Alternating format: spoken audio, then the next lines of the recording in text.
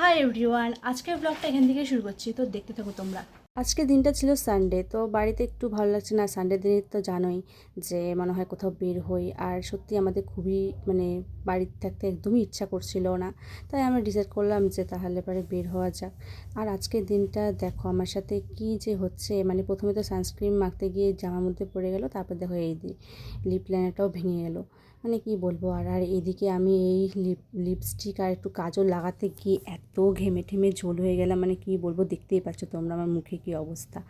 তো যারপর এত গরম লাগছে জন্য তারপর ড্রেসটা চেঞ্জ করে নিলাম, ওইটা আর পরলাম না। তারপরে এই সুতির এই কোট সেটটাই পরে নিলাম। এই তো এখন বাড়ি থেকে বেরিয়েও পড়লাম।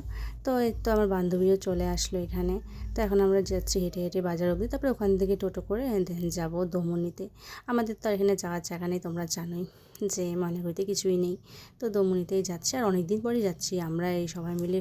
সেই লাস্ট গিয়েছিলাম পয়লা বৈশাখে, তারপরে আজকে যাচ্ছি অনেক দিন পর। তো সেখানে গিয়ে মোমো টোমো খেলাম, তো অনেক গল্প করলাম। তারপরে বাড়ি চলে আসলাম। বাড়িতে আসার সময় বাজারে একটু ঢুকেছিলাম, তখন বাড়ির জন্য সিঙ্গারা নিয়ে আসলাম, তো সেটাই খেয়ে নিলাম বাড়িতে এসে।